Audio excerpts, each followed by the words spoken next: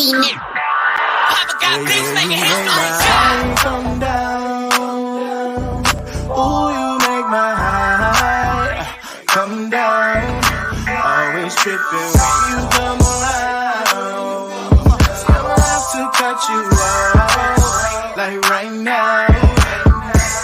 You see, I don't have to drive me. You can say that for your mama. Maybe you should smoke some. Me try the marijuana. I was never you good. The vibe was straight. Shows you a couple of things and they feel the change. I treated you right. Everything was a gift from a time to your bag and the color on your lip. Yeah, you plenty of Welcome to Seahawks Man and Man podcast, powered by The Athletic. Shout out to the company. My name is Michael Sean Dugar. I'm here with my co-host, Christopher Kidd. Make sure you follow us both up on the tweet machine. You guys know where to follow me, so I'm just going to go plug the YouTube channel, Seahawks Man to Man on YouTube. Even if you are one of our audio listeners on Spotify, Apple, Google Podcasts, whatever, please just hit the subscribe button to bring your butt right back to Spotify. That's cool. Chris, talk to him. What is up, everybody? It's your boy Christopher Kidd. Be sure to follow me on Twitter at CKIDD206, and that's CKid206. All right, we are coming to you guys after a win, a Seahawks win. When's the last time the Seahawks won a game, Chris? Halloween? Feels like I think it's been that long. It's a long time. Won a game since they go the whole month of November without winning a game. Correct. Oh no, they didn't. They sure the hell did go the entire month of November without winning a game. So excuse us if we don't know how to behave here after the Seahawks won, because we haven't done this in a little bit. It feels like it's been so long. 30 days without a win. Yeah. Oh man, that it's got to be longer than that. They won on Halloween. It's December 5th, so it's got to be something. 37. Yeah, you go doing math on the show again. Do that at your own risk. You know that ain't my thing. So salute to the Seahawks for winning the game. Pop some champagne. Yeah, they needed to win. You know, go get lit. You know, cuddle up with your loved one, hit the club, whatever you want to do. Right? That's fun.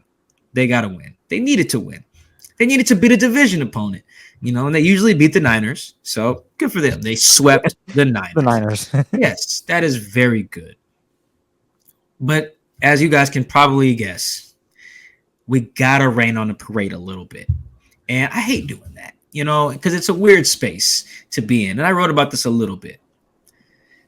The Seahawks have every right to celebrate their asses off after winning a game against a division opponent like that, down to the wire. Like, they work all day, you know, guys be in the training room, they practice all week, film, rehab, cool. When the product ends up how you like it, celebrate. But we are living in a different world than the rest of the team. The team believes. I don't really know how many other people still do. Like, it's still fun to watch the games. I'm going to Houston. I'm going to Arizona. I'm going to LA. I'm still going to travel, still going to cover the team. But there's a disconnect. And I think people can feel it, being like, all right, that's great. You're 4-8. They're still putting up these graphics of which teams is in the hunt, and the Seahawks still in. That is always funny. Yeah, I'll be looking for the Seahawks when they did a little, all right, here's who's in. Here's who got the wild card. Here's in the hunt. Damn, Seahawks ain't even in the hunt. That's messed up. They're with the Lions.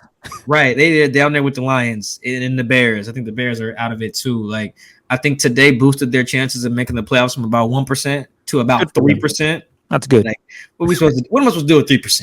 Come on, man. I'm not nobody's agent. That 3% ain't doing nothing for me.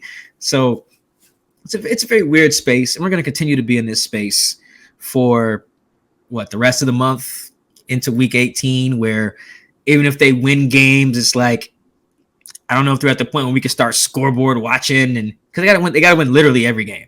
They gotta hope that the other teams that are in the hunt, they suck all of a sudden.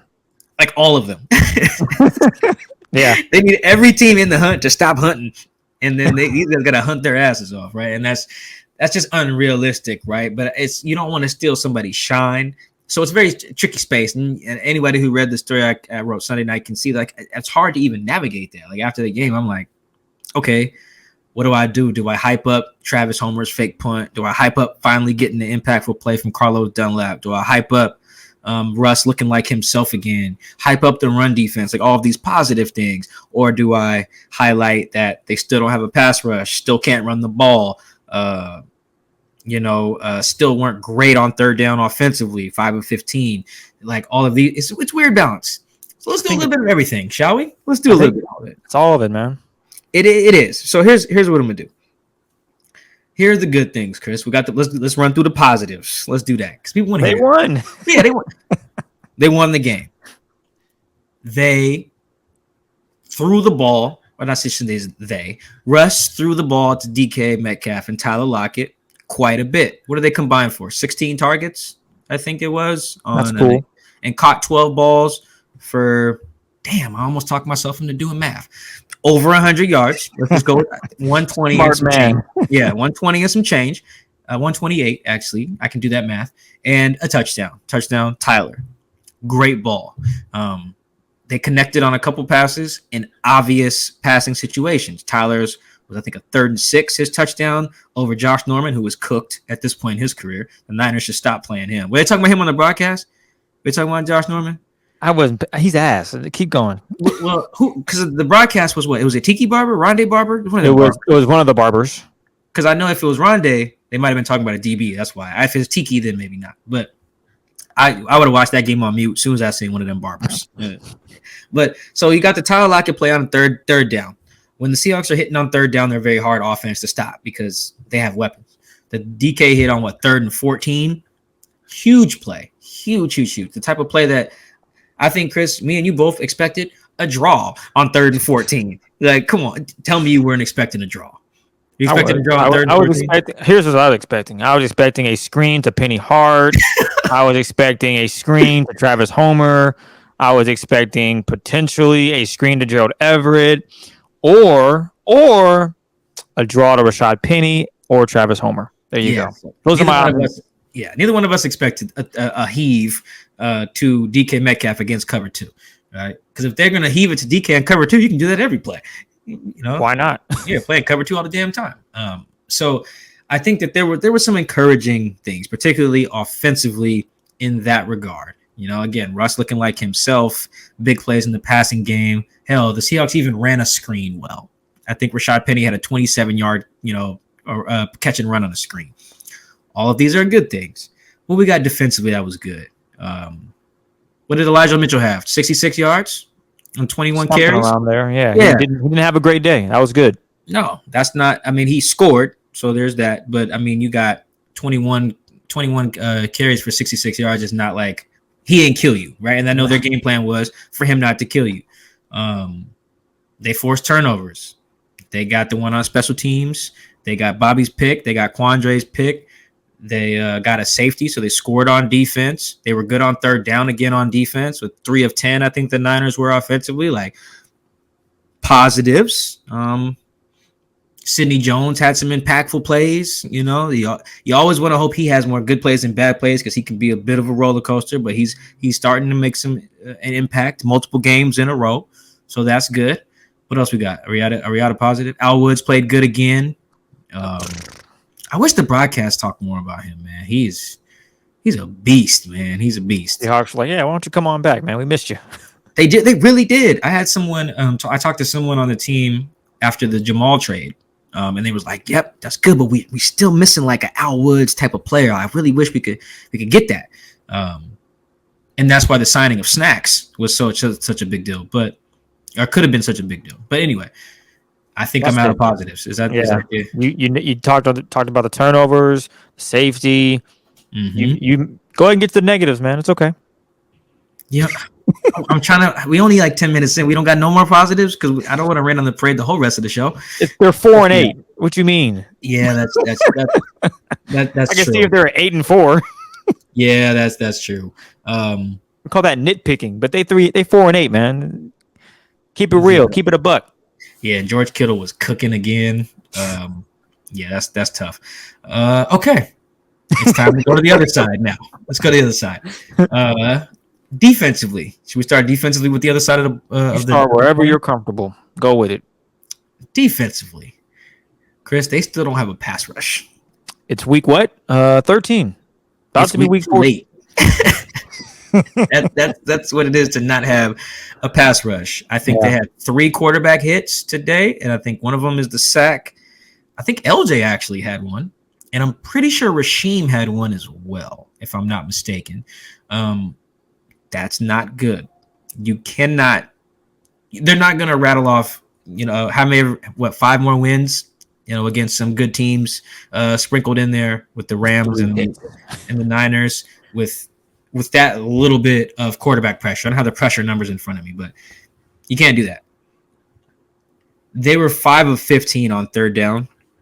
Some of that was Gerald Everett, who just had the worst game of his life. I almost felt bad for Gerald, because that's not even almost. I do feel bad for him, because he's a better player than that. Yeah. But I don't know what my man was doing today, boy. That he was about to cost them the goddamn game. It was just unlucky, to be honest. Really was. Yeah, for him he should have caught it, but he's trying to make a play on it. It hit him. So for him, this is behind him. Well, this is why I feel really bad for him, because it's like on the goal line one, he's tucking the ball, like doing what you're supposed to do, and loses it. Yeah. And then think about the ball he caught last week for a touchdown against Washington. Same play. To catch that and then have this one hit you in the gut, right? Like the very next week, it's like, damn. That's, like you said, just very, very unlucky. But 5 of 15 on third down. I believe, if I have this correct, they started 0 for 4. Hang on, I got you. So the first possession, yep. Second possession, yep. Third possession, incomplete to DK, and their fourth one, Myers missed a field goal. So I don't know how you want to play that. So yeah, I think they went over. If they're kicking, they missed it. 0 for 4. Yeah, 0 for 4, and then they convert on however many after that. But I think after Tyler's touchdown on third and whatever in the third quarter, I don't think they convert another third down the whole rest of the game. They did not score after that, right after Tyler's touchdown. Why? Because they didn't convert any third downs. Like their offense is like wholly reliant on converting on third down, which is very bad, because they are still, after today, the worst third down offense in the NFL, right? Like, man, we're running on parade pretty tough here. So they're 4 and 8. What did Rashad? Let's take out Travis Homer's fake punt, right? Because that was 77 yards. Okay, or 72. What you got? I thought it was 72. Oh damn! I think I wrote 77. Okay, well either I'm wrong or you're wrong. 73.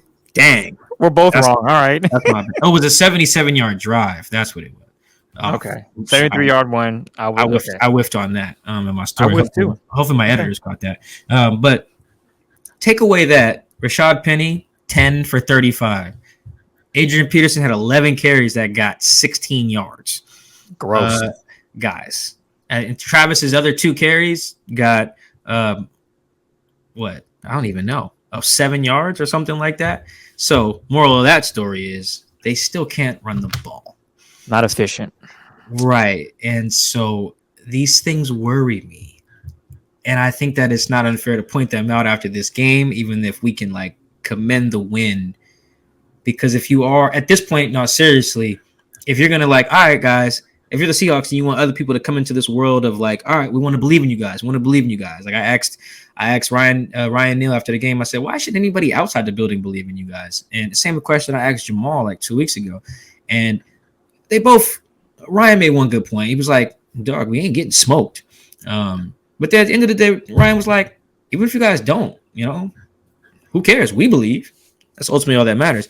And I think Jamal said something very similar. I asked another player after the game, and he was like, it don't matter if y'all believe, but it's funny. I asked one player after the game, I said, why should we believe? He was like, because. And it was like, I laughed because I was like, man, that's all you got, because it's hard to think of anything else that's logical. Everything else is just based on hope and wishing. There's nothing really concrete to really feel. And while we're looking at this team and anticipating how they can, improve, now people want to know, can we beat the Texans? Of course you can. Okay, if we do that, can we beat the Rams? Of course you can.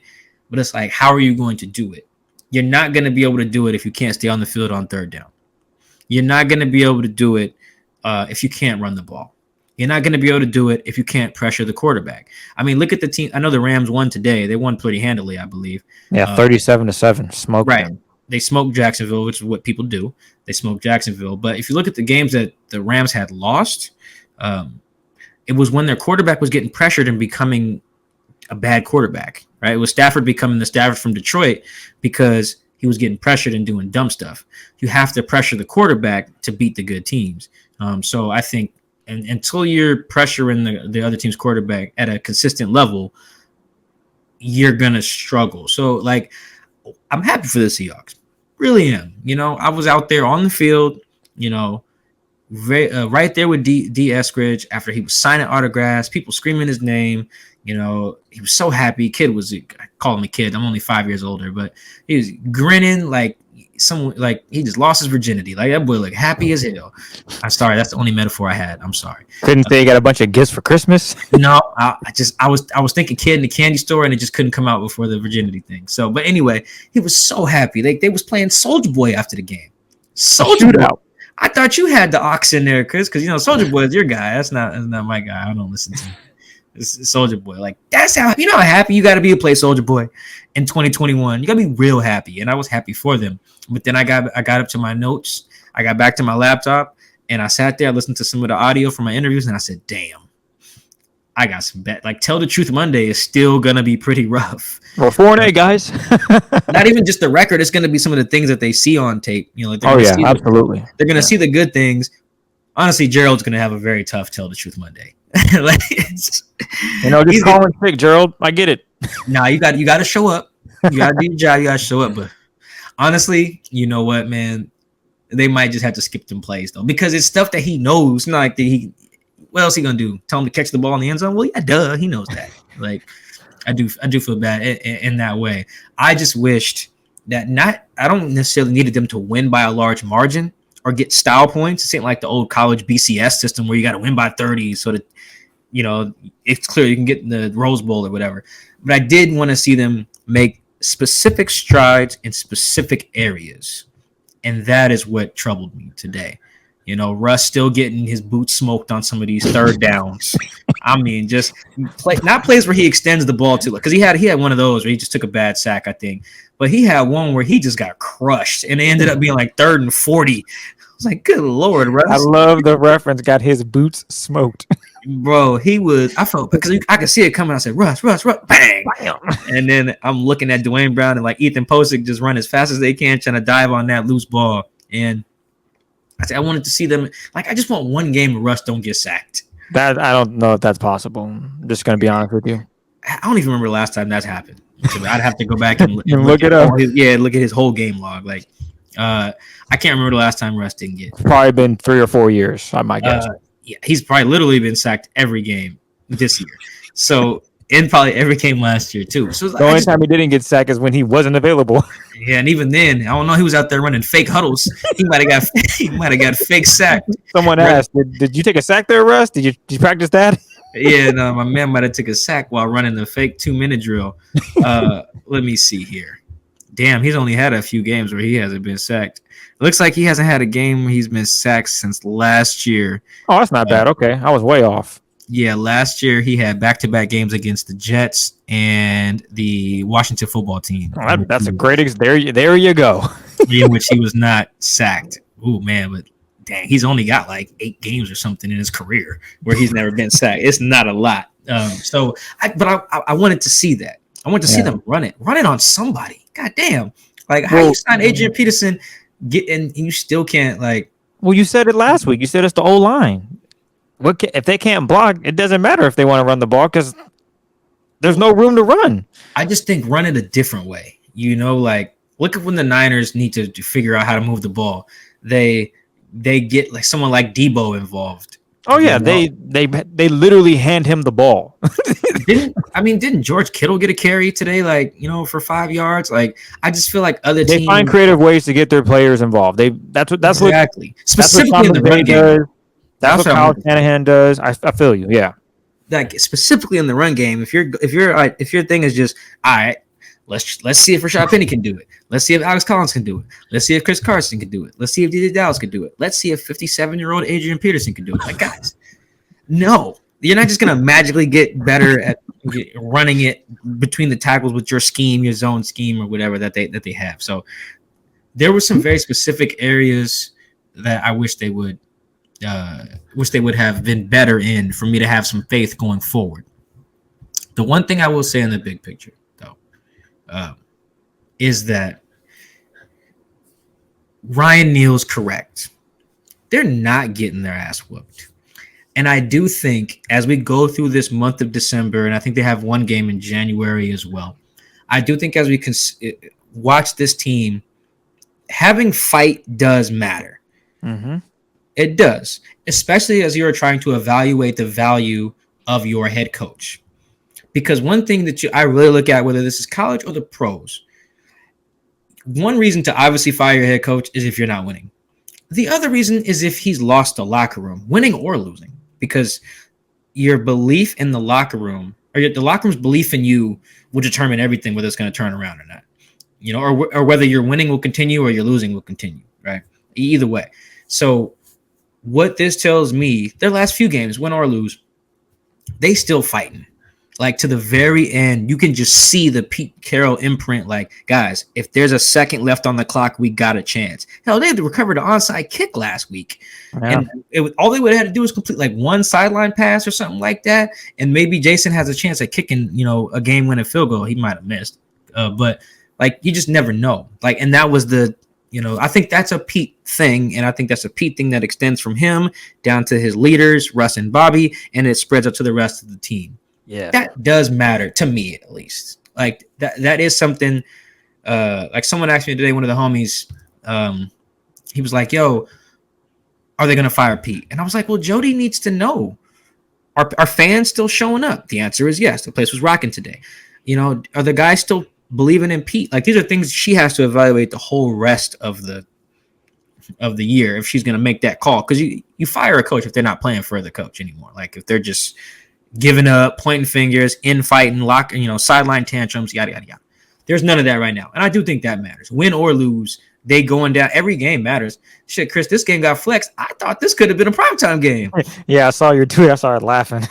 What was the primetime game that they got put in their place? Was it any good? I didn't even watch it. Neither did I. I didn't watch it. I was busy trying to watch the Javonte Davis fight and be watching some Seahawks stuff. So, yeah, I didn't watch the game. It was the Chiefs in Denver, and it was bad. Patrick Mahomes didn't even throw a touchdown. So, there you go. Yeah, no, the final score was 22-9. Something like that, yeah. Yeah, and it doesn't look like it was competitive at all, Ugly game. I didn't watch it, I'll be honest. So, like I said, Javonte and trying to rewatch Seahawks stuff, didn't really care for it. So I think that matters. As much as we ran on the parade for a little bit before we get into Twitter questions or any, I know you may have had some other stuff we didn't address, but that I do think that's notable. That at the end of the day, these cats are still fighting. Whether they're fighting for Pete or they're fighting for the dude next to him or some combination of the two, that is a team that, if you're wondering whether if they ran it back with Pete, there could be some positives. I do think so, because a team that doesn't give up will always be in the fight. Yeah, this is a resilient team. I mean, if you've watched all the press conferences, they want this badly. They're not out here. Mm-hmm. They're not out here like, yeah, we suck, we know it, so this is where we're at. No, they know they're better than what they've been showing this last month. Because we mentioned in November they haven't won a game. They know that every game, except maybe that Packers game, they had an opportunity to really win that game. They had it. They just didn't get it done. I mean, even the Packers game, they went into the fourth quarter. It was like 3-0. 3-0. That is very true. That's a very good point. They was like, dog, we got a shot. And they did until Russ decided to throw it to the other team. Yeah. Like that I like that. I appreciate that fight, and I can admire that fight, because that's not, I mean, if people have watched the NFL, you can tell when the teams have just given up. Like you can just tell when they just don't got it. And they're just ready for next year. I mean, I was talking to a player, after the game, who's been on some losing teams, and he was like, yeah, no, this isn't like that. And this was kind of an off the record thing, which is why I'm not mentioning his name, but he was like, yeah, this is not like that. You see guys in this time of year when they're 3-8 or whatever, they planning vacations. Yep. I think Jamal Adams said it last year. Like, usually I'm thinking about where to send my cars, back home, where we're going. Yep. Like, he admitted that Jamal's been on bad teams. For what it's worth, I did not talk to Jamal. That's not the guy. But like, this is not that. And it could be that, because boy, exactly, this losing can get frustrating. You go a whole month without winning. That's tough. And it's not fun. a credit to Pete and some of the leaders in the locker room that this ain't that. And that's good because that's going to make it fun to cover. The Houston game is going to be fun. It's going to be weird. There's going to be some weird stuff happening. Weird stuff happens every Seahawks game. Hell, this Sunday against the Niners, that was a weird game. All the turnovers, all the back and forth. Yeah, a lot Who of wants to win this game? Yeah, no, neither team wanted to win there for about 30 minutes. Neither team wanted to win. This team is resilient. They have goals, regardless if they make the postseason or not. They want to win every week now. That's their goal. 1-0, 1-0, 1-0, 1-0. Hey, you look up, we finished 8-9. It's not where we wanted to be, but we executed week by week on what we needed to get done, especially with how the season has gone. You lose your quarterback for 3 weeks. It's supposed to be out for 4 to 6 weeks. He makes an incredible comeback and comes back in half that time because he wants to play. He has a goal. He wants to win Super Bowls. This team is still going to go out and fight. And if you, like I said, if you watch the press game, the post-game pressers, you would realize these guys are absolutely wanting to go out there and win. They want to do it for the fans. They want to do it because they love the game, all those intangibles. But some of the positives that I looked at was how well they played in certain situations, certain spots. They were able to figure it out. Bobby Wagner coming up with big plays. Hell, he just caught an interception. Quandre Diggs being in the right position, making big plays. Things that worry me, nothing's really changed. You know, the first possession of the game, I'm like, cool. They try to go to DK. That's great. They go to Freddie Swain. I'm not mad at it. It's 3rd and 4. You throw a smoke screen to Travis Homer. Yeah, he was hot about that smoke screen. It's funny you say how hot I was. I was literally in the midst of tweeting out, that's your 3rd down and 4. That's the play you run. But they ran that amazing fake punt. And I was like, I can't tweet that now. It looks stupid. But those are the things that you just have to change. I don't understand why you would think, okay, we got Tyler Lockett, we got DK. You know what? We're going to do a smoke screen to Travis Homer. We're going to catch them off guard. No, you're not. You're not going to catch them off guard with that. What happened? It was a no gain. They blew it up. Sometimes I just wonder who makes that call? Does Russ take the call and go, yeah, that works? Or does Russ, I really want Russ to take accountability and realize you could probably change it, bro. You can go out there and say, yeah, Travis is cool and all, but I do have DK. I do have Tyler Lockett. I want to switch it up. I do have D. Eskridge, and we saw him score his first touchdown on Sunday. Shout out to D getting his first touchdown. These are things that are still issues, and we are way ahead of the season. We are in week 13, heading for week 14. It's almost like you said, it's too late. But at what point are they going to make these small changes? I don't want to see smoke screens to Penny Hart. I don't want to see smoke screens to Travis Homer. I don't want to see a fade to Penny Hart. I don't want to see a fade to Travis Homer. If you're going to throw those things, those routes, call those plays, they should be to your playmakers. It's KYP, know your personnel. I learned that a long time ago in basketball. Chris, you can't bounce past the basketball to a 7-footer. He's not going to be able to get it. You got to throw it high so he can catch it and lay it in. Same with football. You can't throw a smoke screen to Travis Homer on 3rd and 4. It's not going to be going to first down. Smoke screen, boy. No, I wrote it down. I was like, this. I circled it. It was like, this is what you run. And this was the same problem that we've been seeing. Whether it be a Gerald Everett screen, I get it. He's very physical, but that's not his thing. Let Gerald Everett create in space. Have him run in a zone, find a hole in it, and then throw it to him and let him get yards after catch. Don't throw it to him at the line of scrimmage, have him fighting through 9-10 guys. I get it. No, I understand. He's a brute. He's physical. But make it simple. Go run a dig. Get to the sticks. Throw it to him. Okay, cool. He's going to get the first down. Perfect. But I just don't understand some of the game calls they make in certain situations in the first possession of the game. It's mind-boggling. But I've said this enough that I guess I should be used to it at this point, Mike. I guess I should realize that no matter what you say, Chris, they're just going to do things their way, and it doesn't matter. Although they did come out and throw a screen to DK, and I was like, cool, they got him involved. I'll keep giving them the ball, which I do think they tried. It was better than what we saw last Monday, where they were like, yeah, we wanted to go to DK. It's like, Rush, you didn't even look his way, bro. I watched the tape. You snapped the ball, and it was just like one read. Like, you might have pre-snapped, look, oh, there's someone over there 10 yards off, but I know my first route here is I'm throwing it there. You didn't even look, bro. Those are the things that I want to see that change, and I want to see that continue. Not just, we saw it on Sunday against the Niners, but against the Texans, DK has 2 catches for 37 yards. No, that's not. Let's not regress here. Let's keep improving on that. And on the pass rush, I don't know what they can do. Maybe let Carlos get to the pass, rush the passer. He's pretty good at it if he's going to get the opportunities. I know he's had a rough season, but he did have a big play today, big play on Sunday with the safety. Also, the final play of the game, straight bull rush. I forget the tackle who he was destroying, but that was perfect. Just bull rush. Saw the quarterback winding up to throw, hands up. The dude is 6'8". If he just rushes with his hands up, he's probably guaranteed a pass breakup every time. Guaranteed. He's just that physical, that tall and dominant. He can do it. Hopefully the Seahawks get him more out there on the pass rush because he can definitely improve, I think, this defense in that regard. But he's not getting the snaps. How many snaps do you say he played, Mike? Carlos? Yeah. Carlos played 7 snaps today. So 2 of those I remember because he made big plays. Give him more opportunity. I think the biggest issue with Carlos is that he didn't get enough opportunity. I think if you probably looked at all of his snaps this year, he probably averages maybe less than 20. And he needs to be out there more.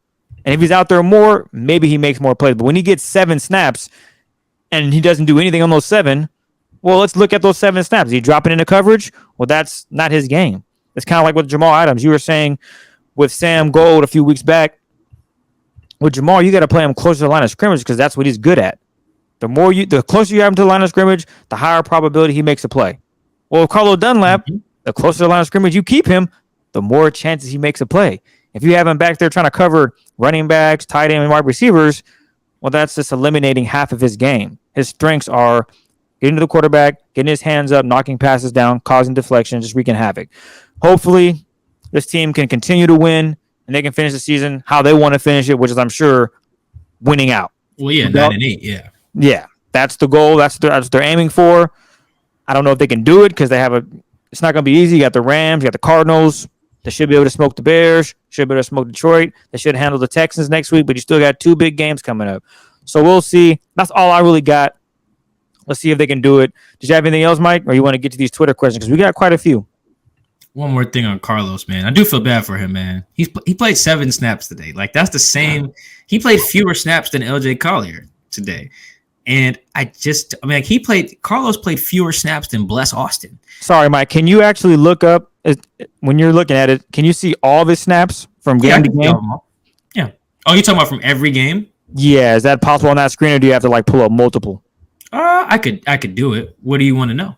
I just want to know pretty much his average snaps this season. Because I think that will tell the story on why because people have asked questions about Carlos, like, hey, why does he suck so bad this year? But it comes down to how many times he's played and what he's doing. Because if you go back and watch the film, you can see that, let's say he played 9 snaps one game. 5 of those he was in pass coverage. All right, so I guess the percentage would be a bit more helpful. That works. And then average. He has played, okay, because, you were about to have me doing math, and I was not about that. Fair enough. So he's played 37% of the team's defensive snaps. That's bad. No, that's not great. So you gotta have him out there. Yeah, that's Brian Monet's at 37. I get it though. He's a D tackle. He's there for one thing only: stuff the run.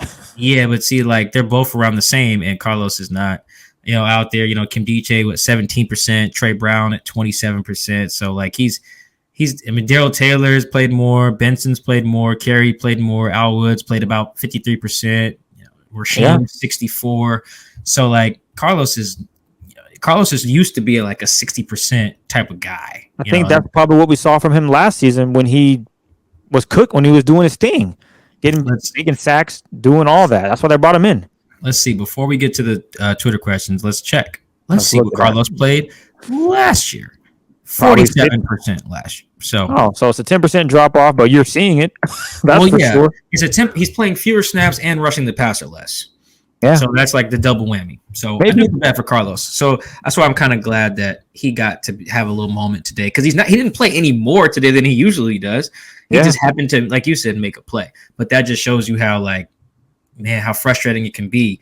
7 snaps. They had 56 snaps today, which is actually not that much compared to what they usually have, but only 7 for a guy that they gave a multi-year deal to. Basically gave him Jay Reed's money and not using him after playing 4 last week. My man got veteran rest during the week last week. Played 4 snaps against Washington. It's. And and I'm willing to bet half of them are probably in pass coverage. So 2 are in like, hey, bro, we just need to drop back.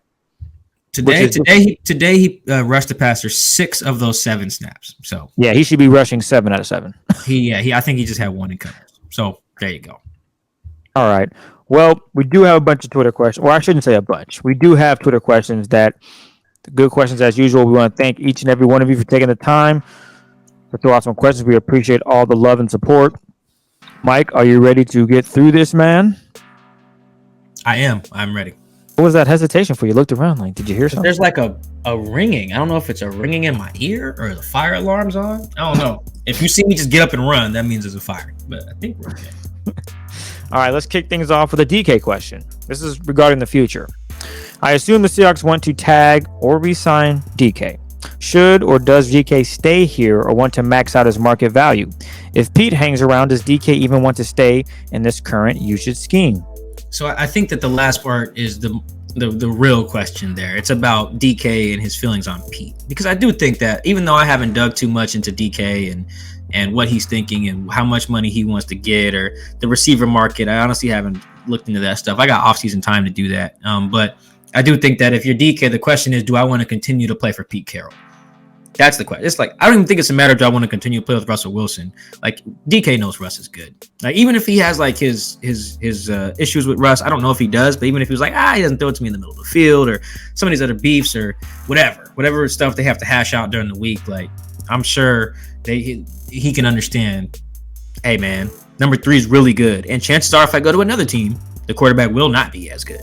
You know, even if the money is good. Like, he's not DK not dumb. All right. Would you rather play with Russ, even though it's run first, or would you rather play for who's a team that might pay DK? Like play for like the Giants or something like that, you know, and get paid, live in New York, but get catches from Daniel Jones. Right? No, not get catches from Daniel Jones. I'm trying to think of other teams with like, I think Denver has cap space, Jacksonville, like you just don't want, you know, the Jets, you just don't want to be on those teams if you're going to take a dip in quarterback play.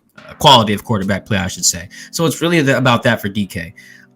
I think it's too soon to tell. I think we got to see how the rest of the season goes because honestly, DK wants to win too. Like he is. I see a lot of myself in him. He is so angry when they lose. He gives me the worst answers in press conferences when they lose, and he knows it's because they lost. He tried to fight like 3 dudes in Green Bay on one play because they was losing, bro. Like he's tired of losing. So I think that how the season goes will determine a lot because how the season goes will determine whether Pete's here or not. And I think that's the ultimate, the big question for DK on top of how much money he would like to make. And I think some of that also contributes to what Terry McLaurin gets paid, what AJ Brown gets paid, because those are other guys from his draft class. But I do think there's no world where DK takes some discount or whatever that conversation usually is because that boy signed with CAA. That's a big agency. They rep a lot of people. Shoot, they rep Russ, you know, at least for his entertainment stuff. You know, they rep, I think Adam Schefter might be CAA. Like, they got a whole damn basketball side, too. So, like, CAA is a big deal. You sign with them when you want to get paid. So, he wants to get paid. It's just a matter of, does he want to get paid and play for Pete Carroll? And I think it's too early to really know definitively, although my guess would probably be no, unless you're also playing with Russell Wilson, you know? We've got a couple of questions regarding Quandre Diggs, so I'll put them together. One of them is basically franchise tagging Quandre. Is that a possibility? And do you think Quandre even re-signs with the Seahawks next season? So I do think that the regime being in place matters. So I don't think that John and Pete would franchise tag Quandre because that number is probably going to be around like 13 mil or something like that. And if they were comfortable paying him that to play for them, they probably would have just given him an extension, you know, at something like that. Because I don't even think they were willing to even get close to a number like that. That's just kind of my sense on it. But if there's a new regime, then who knows, right? I think the new regime would probably want a little bit of time to figure that out and probably franchise tag them. So no, if the current regime is in place. Yes, if they get a new general manager or a new head coach who has personnel control. Does Quandre resign here? That's the second part of that question. It's interesting because just like Frank ahead of the 2019 season, you kind of got the sense that when Frank took out that insurance policy and knew that he was playing out the season, hoping to have a big season, you kind of felt like, at least I felt like, Frank wanted to stay in Seattle, like going into that 2019 season, wanted to stay in Seattle was prepared to leave if that's what it came to. And I feel like Quandra's in a similar space. Does he like it here? Yes. Does he want to be here? Yes. But is he prepared to go? I believe so. And I do think that when you don't get the extension, you gotta remember here, teams factor in extending you in August or whatever, especially the Seahawks, if they anticipate you playing well. So to not extend you means we anticipate you playing well, and that's still not being enough for us. Like they extended Tyler Lockett ahead of I think the 2018 season, I think it was, because they anticipated him playing well. You know, he didn't play that well in 2017. They anticipated him playing well. Same thing with Cam's extension and Justin Britt's and Dwayne's and Jamal's, Bobby, other guys who have been extended in the summer, right? Because we think you're going to play well, and we think that matters to us going forward. With Quandre, you're like, we think you're going to play well, but that don't really matter long term for us. And it's like, that's a hit. That's hard to deal with. So I think when guys hear that, or that's the message they get, they have to be prepared to leave. Even if they want to stay, they have to be prepared to bounce. And this guy's probably going to make the Pro Bowl again and turn 29 in January. And boy, will he be expensive. And boy, is he good at football. And it sucks for the Seattle Seahawks because he's good at a position that they do not have a history of drafting well at. They've drafted one good free safety in 12 years, and it is Earl Thomas. Yeah. So good luck trying to replace him right away, like when you need to. So I don't anticipate Quandre being back. I don't think. And that really sucks because, man, as everyone is seeing every single week, that man is good.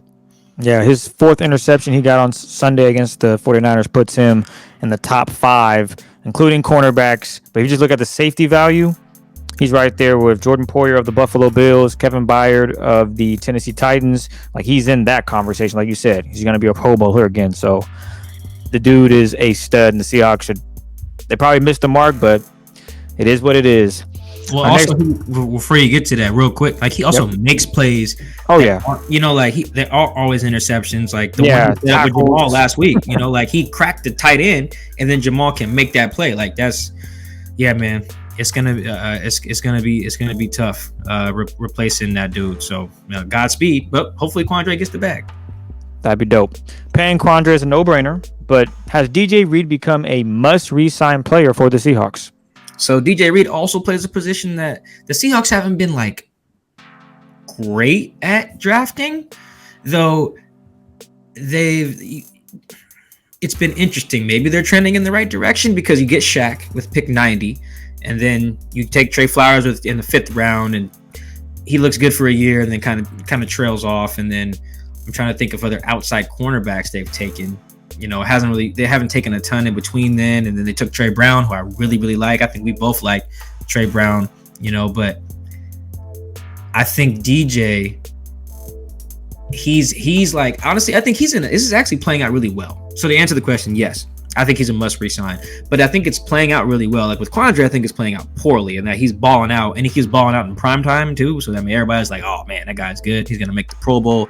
Whereas DJ's like had some bad games, then had some quiet games, and then had some really good games. So it's like he's kind of flying under the radar. Him and Rasheem Green, I think, are like having one of those like, okay, you're going to be expensive, but you're not going to be like top of the market expensive. It'll almost be like how Jay Reed got his deal, or whatever Quentin Jefferson got from the Bills. I think that was like 2 years, $13 million or something like that a few years ago. Like I could see, they extended Bradley McDougald, I think one of those years on like a 3-year, 13 mil or something like that. So I think DJ would be a little bit more expensive because, he plays outside cornerback, but I think this is playing out to like, okay, you're in the extension range for us, DJ.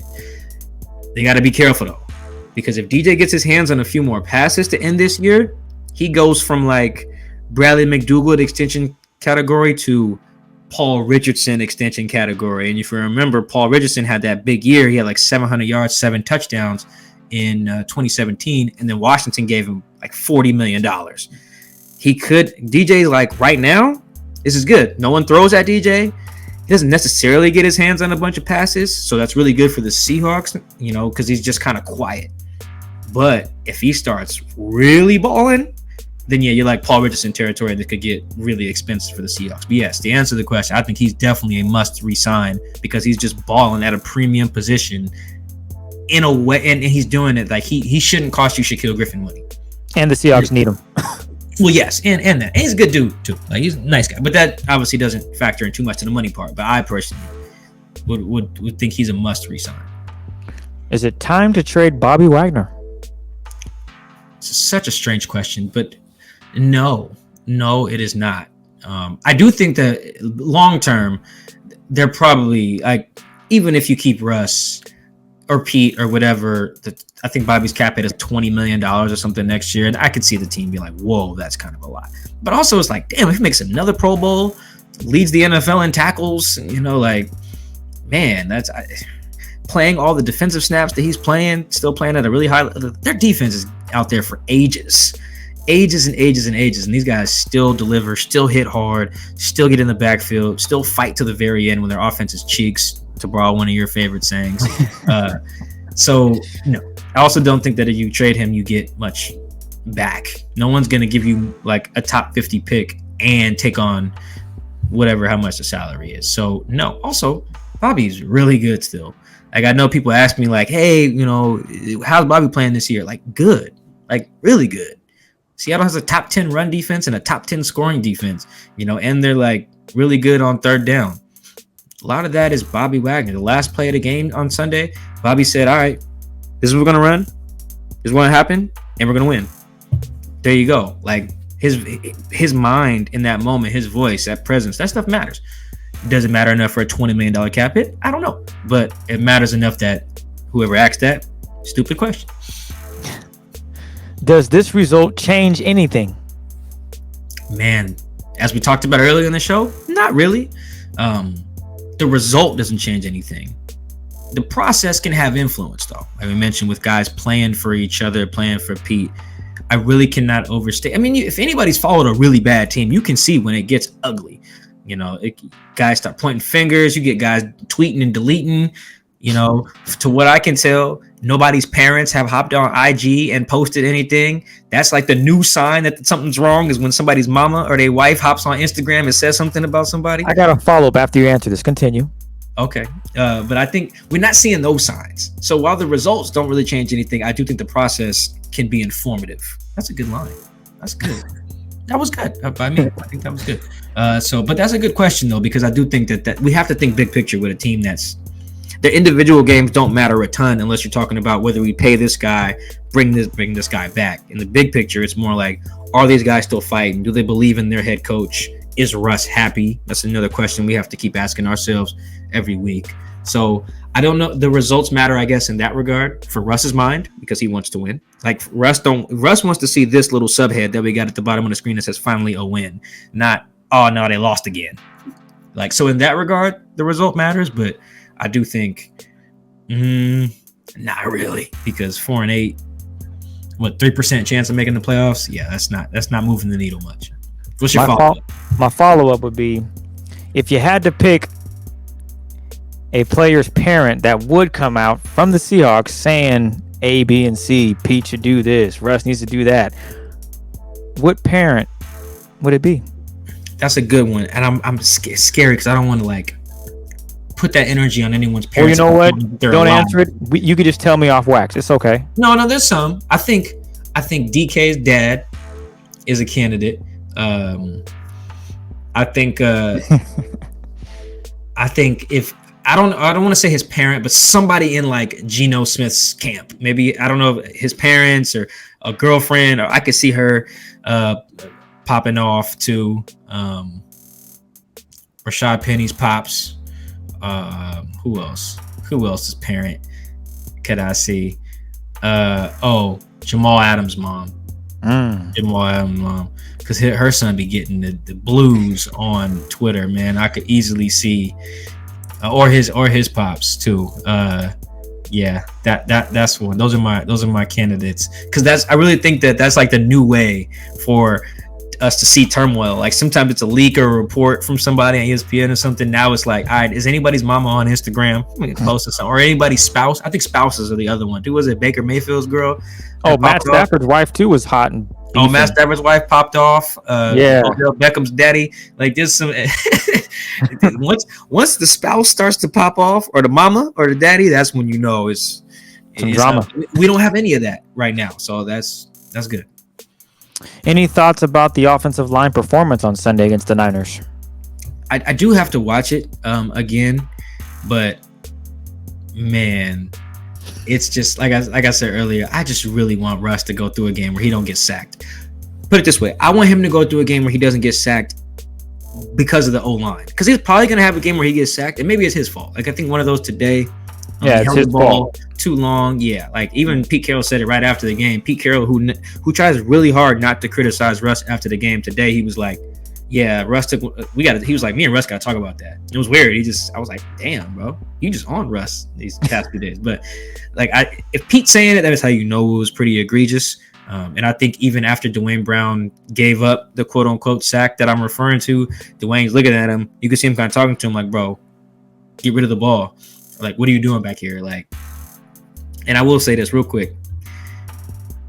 People talk about DK's temperament, like you could tell when he's really pissed and he wears his emotions on his sleeve in that way. He's like the opposite of Russell Wilson or Tyler Lockett in that way. And I understand why people are uncomfortable with that. For what it's worth, Dwayne Brown is very similar. I don't know if they showed Dwayne on TV, but that boy be hot. He be screaming. He be cussing people out. He be just cussing to himself.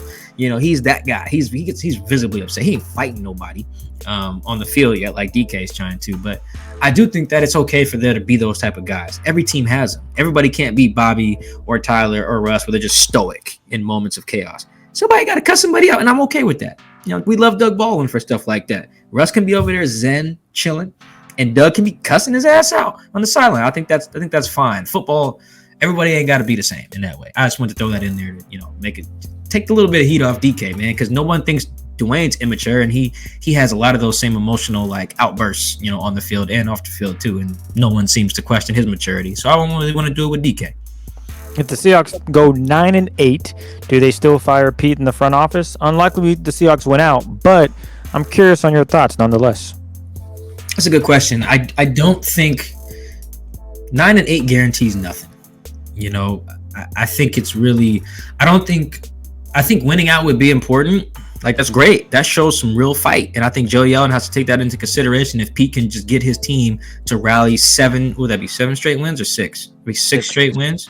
Yeah, it'd be 6 straight wins, including like 3 over division opponents. I think that would be a road win, back-to-back road wins in the division. That would be as well, winning at LA and at Arizona to close that out. Like, that would be very impressive. But I just think that the reason that they would even have had to win 6 straight, that doesn't change. The fact that they've been poor up front on the O-line, the fact that they again try to be a run-first team and cannot run the ball, the fact that they invested in defensive line in the past few years and still cannot rush the passer, the fact that they changed their scheme up front and got 2 of their best pass rushers, Benson and Carlos, guarding tight ends and slot receivers, that now they have no pass rush. I think that the move, the gamble that they took at cornerback, right? I think all of these moves put you in a position where the best you could do is 9-8, and those things cannot be ignored, even if you do become fortunate enough to get to 9-8 with 6 straight wins to end the year.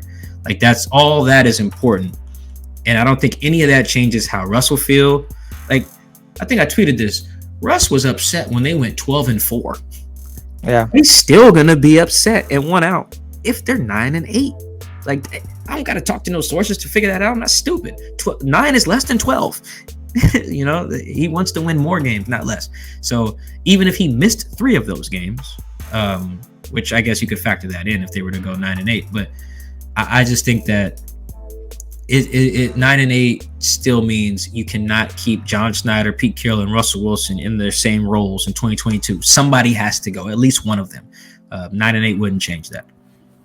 Seahawks actually have a top 10 defense in points allowed per game, but everyone still calls for Coach Norton to be fired.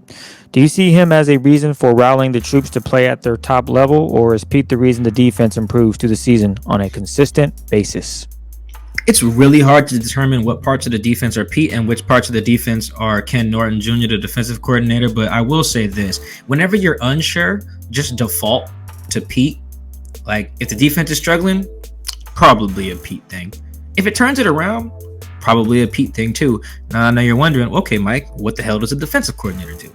We could probably spend an entire podcast nitpicking at the different things that I think that Ken's responsible for versus what Pete's responsible for, things that they probably come to agreements on. But just, I think generally speaking, when the offense is having its struggles, that's Pete. You know, like when the offense is like cooking, with the exception of like the first half of the 2020 season, when I think they were doing things that Pete legitimately didn't like they were scoring so much that Pete started to blame their scoring so much on the defense. It's like they tried to blame the offense for the defense's problems. That's how much let Russ cook didn't align with Pete.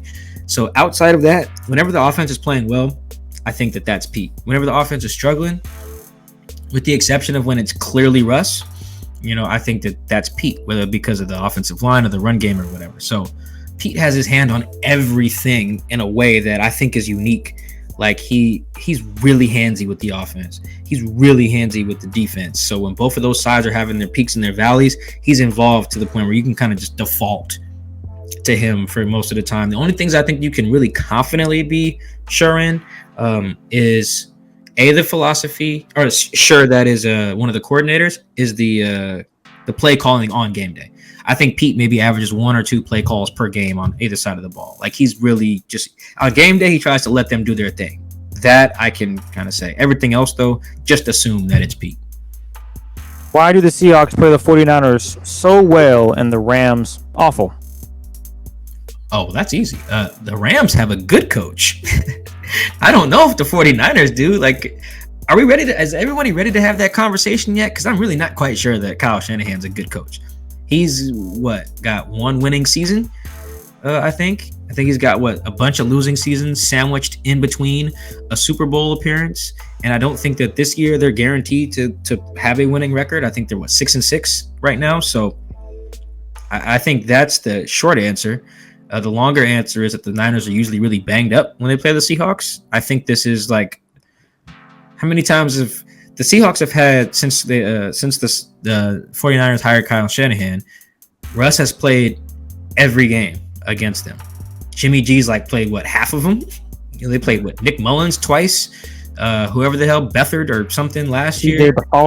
Yeah, they finished the game against rookie Trey Lance in week 4 of this year. So I think that's part of the equation too. You know, George Kittle's missed some of those, and Bosa blew his knee out, and you know that the whole D line was done.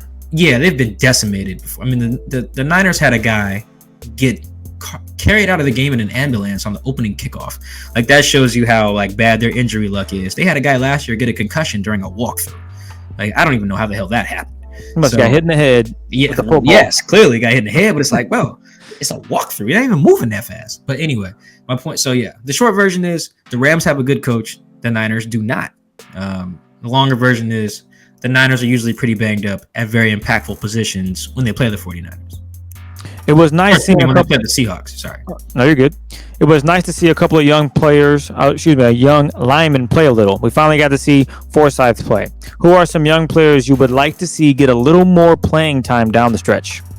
Okay, so the answer to this is none, but I want to talk a little bit about something that Corbin Smith of Sports Illustrated asked Pete Carroll. He was like, at what point, this was last week, he was like, man, you're 3-8 or whatever. Like, when do you start playing some young guys to see what you got? And Pete was like, well, no, we're not going to do that. We're going to play our guys that can help us win. And we can debate the decision-making there. I agree with Pete. But the other thing is, who the hell would he play? Like, if you're going to play Russ, that scratches off putting on in any backup lineman on purpose. You just can't do that. That's stupid. That's how you get Russ hurt. If somebody gets hurt and you got to sub them in like today, fine. But you just don't pull Dwayne Brown so you can see what you got in Stone Forsythe while you're playing Russell Wilson. That's how you want to see Russ angry. That's how you do that. There's no one to put in on defense that you're not already playing. If you guess you want to play Alton Robinson a little more, sure, but he's already in the rotation. On the rest of the offense, what are you going to do? Play Colby more than Gerald? I mean, maybe people want to do that after today. Gerald caught some flack, but for the most part, there's not a lot of guys you'd want to swap out and play instead of the guys that they're playing already. So while there's some young guys who maybe I'd like to see, but not in favor of the guys that are already playing, especially on offense. If you're going to play Russ, you have to play your best offensive guys. Just a fact. The only other one that you could possibly suggest is you try to see what you got in Cody so you don't play Bobby. But I just think that's how you lose the locker room fast if you bench Bobby Wagner. So, no, there's no young guys I really want to see in that way. And I think Pete Carroll's right. Outside of signing 36-year-old Adrian Peterson and playing him over Josh Johnson, the rookie, that move I disagree with. Everything else, though, I think Pete's right. Play the guys you got, try to win, because as soon as you start basically admitting that you're not playing the best guys on purpose, that's when you lose the locker room, and that's when guys tune you out. And like I said earlier, the fact that guys are still playing for Pete is probably the most positive development that the franchise has going right now. If you had one power to make one move to fix one thing on the Hawks, what would it be? No rules, use all the draft capital and cap, doesn't matter. All trades would be accepted by the other team. What'd you do, Mike? This is a good question that I thought a lot about. But I feel like I kept coming back to the very simple answer. The most impactful thing you can do, at least if you only get one move, is to fire Pete. I know I just kind of talked him up in some instances here, but like if you think about it, there could be some pros to that move that it's hard to justify the other pros. Like, and if you consider other moves, like think about it. Let's say if my move was trade Russ. Okay, I just gave these guys a lot of draft picks and they suck at draft picks and now they don't have a quarterback, so that's a problem. Whereas if I'm like, well, let's just get a new coach, let's just fire Pete and hire Eric Bieniemy or Kellen Moore or something like that. Well, and I give John Snyder, full control over, the drafting, because for all we know, Pete's the reason the drafts are bad and not John, but it's hard to tell. Basically, I feel like if you want to make a real big, impactful move, that's the main one that makes sense, is to get Russ a new coach that's a little bit more offensively inclined, that doesn't run the whole show. Maybe elevate John, give him a little bit more power to run the show, find a new coach. So that would be the move, I think, because I think it really is going to come down to, do you want Russ or do you want Pete? You can't keep both this offseason. And I'm on record. Keep the franchise quarterback while he's kind of semi in that prime-ish area there. That's where I'm going if you have to choose between the two. Does Seattle rotate through running backs more than other teams, or am I just not noticing other teams doing it? Also, if they are unique in rotating backs, is it a good strategy going forward? Yeah, I think their back rotation, I'll keep this one short. I think their back rotation is pretty standard. They have usually between the tackles guys, the early down dudes, that's like Rashad, Alex, Chris Carson. Now it's Adrian Peterson. And then every team has those third down guys. What's the phrase everybody uses? Change of pace. Yeah, the change of pace back. Everyone has those third down guys, whether it's a little dude like James White or what's the other guy? Darren Sproles. A little smaller guy.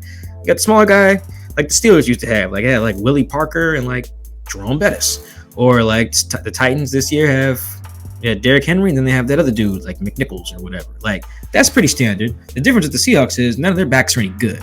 So so they gotta ask everybody to do everything. Unless it's third down, then Travis Homer is gonna be out there. Well said. All right. Is the offense fixed, or is it just the fact the Seahawks own the 49ers as usual? Yeah, I think it's a little bit more of the latter. And even then, the third down stuff wasn't like super great. Although Gerald just giving the ball to the 49ers seemingly every time he touched it just really, really didn't help. I feel so bad for Gerald, man. Especially since he probably already had a rough week calling out the offensive line after the Washington game. Did you hear that last week? He was like, everybody in the league knows we have problems pass blocking. I can't imagine that went over well in the locker room. Like, he probably had to just throw hands with like Dwayne Brown on like Tuesday, for real. But you just can't say that, and then they just let that rock. It's like, bro, why did you have to say that? What? Yeah. Anyway, so on top of that, and then you almost cost your team the game. Yeah, rough. But no, I think it's more of the latter, that the Niners have been a bad matchup. They were really banged up at corner. I think they were. They didn't have Emmanuel Mosley for I don't know how long. Whoever number 3 is for them got hurt. I think that's one of their starting safeties. So I think that was part of it. The Niners are just like the questioner, the questioner said. Russ kind of just owns them. So I don't think that this means the whole thing is quote unquote fixed. But hey, it's good to sweep the Niners. That had to be fun. There was a lot of Niners fans in there Sunday. So sending them home unhappy, I'm sure felt great. Last one. If Russ waited to return till this game Sunday against the Niners, would the Seahawks be in position to get to the postseason? It's a good question. The answer is no. Although I do think you can make an argument that Geno would have played better than Russell in some of those games where Russell struggled. That is fine. You can make that argument. However, here's my counter to that. I do think that if Geno Smith was starting those games, the Seahawks would have had more conservative game plans that were like emphasizing more of the run.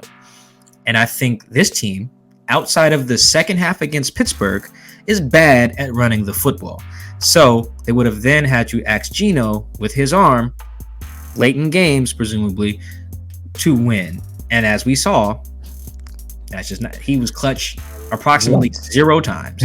Well, he had to be clutch against the Jags, remember? So like he was like 0 for 3, with the game on the line. So I really don't think you can count on him to do that. I think you got to take that in consideration. Pete Carroll knows if I'm starting Geno, we definitely got to run the football. Like we got to play great defense. Well, they suck at running the football. So I'm not going to believe that a one-dimensional Geno led offense gets it done. So good question, but the answer is unequivocally no. The Seahawks finally got a win. We want to thank you all for your Twitter questions. We appreciate all the love and support. Let's hope the Seahawks can keep winning. Let's keep getting the dub. Let's finish 9-8. How's that sound? Obviously that sounds great. I don't want to be flying around the country to watch some losers. I flew all the way to Green Bay for them to score 0. I'm really bitter about that. I think I mentioned that on the podcast a few times. My money back. Yeah, cold ass Green Bay out here. They see Russ out here throwing picks in the second half. We got time for one more thing. All right, what's up? Was there a question in there about the Garofalo thing? I feel like we have one in there about that. Yes. Thank you for reminding me. Because I wanted to. So basically, the question was, what were your thoughts on the report about Jody Allen not being happy? Good. That's a great question. Glad I remembered that one. Because that's a good one. I don't think on its face, Mike Garofalo. Am I saying that right? Garofalo? Yeah, yep, you got it. I don't think Mike's report is like earth shattering. He just reported that the owner is unhappy that the team stinks. Well, yes, that will happen. If the team is bad. However, I do think that with this turmoil, not turmoil, that's too strong. But when things go bad in this way, that's when people start to form their allegiances and when you start to see narratives being pushed, whether from the front office or from the head coach or from the quarterback in his camp. Just pay attention. You're going to start to see the narratives from the national people, from the local people. I'm not a puppet in that way, so can't nobody push no narrative through me, but you'll start to see them, right? Pete Carroll said not too long ago, the only person that Jody really talks to is John. All right, well, I know she ain't talking to Mike Garofalo. If she is, she ain't giving him permission to just say how she's feeling on TV. There's no way she's doing that. She's super hands-off. So where's he getting that from? That's just my guess. Mike didn't tell me this. I don't know. I'm guessing. I can speculate on the podcast because it's ours. But I think that's the most important part is that, who's trying to push us to know something right now? Where is that coming from? Why did Mike say that? Who gave him the green light to say that? So I think that what he said, how Jody's viewing it and that she's upset is not that of course she can't look at this as a 1-year thing. You have to evaluate how we got here. Like we talked about last episode, actually. But what's more interesting to me is it's like Game of Thrones. Okay. That was a chess piece being moved. Who moved the piece and why did they move it? And why did they want us to see it move? Those are the questions that I had when I saw what Mike had to say. Because with this team, people very rarely come out and say how they're feeling. You got to follow the breadcrumbs. You got to follow the national leaks. You got to follow I don't know how to say it, but you get what I'm saying. It ain't going to be blatant. You got to read between a lot of lines around here. And that was a line right there. You got to read between that. So pay attention, y'all. If the losses start to pile up, people are going to push some narratives. Be careful and listen to me and Chris, because we're going to keep it straight, and we ain't nobody's puppets. Can't nobody push their narrative through me, not the front office, not Russ's camp, right? So anything I give it to you is straight. So I'm tooting my own horn a little bit there, but that's important because if they start moving more, it's going to get uglier, and more national reports or even local reports are going to have agendas behind them. Ours never will. Ours never will. We're just going to give it to you straight based on what I'm hearing on all sides of the equation. So that's why I wanted to get that one out there too, because it plugs us a little bit too, to let people know we ain't no puppets. So we're going to give it to the people straight, even if it gets ugly the rest of the year. There it is. Thank you for reminding me of that. I don't know how I missed that one, but yes, those in fact are all the Twitter questions. So again, we want to thank you guys for all your questions. We appreciate all the love on YouTube. Like I said, we reached 1,000 subscribers. So let's get to 2,000. Let's keep growing. Yep. So we want to thank you guys again. Mike, is there anything you want to add before we get out of here? Now that was the last thing. I wanted to get that one in there. That's important. Win or lose, narratives will be formed. Be careful and understand. Either something is true or someone wants you to think it's true. Either way, it's relevant. Well, with that, we will catch you guys next Sunday after the Seahawks and Tennessee. Jeez, Titans and Tennessee, all these T's. The Houston Texans. After that game, we will tap in with you guys another post-game show. Hopefully, we're looking at a 5-8 team. That would be great. So, with that, we'll catch you guys later.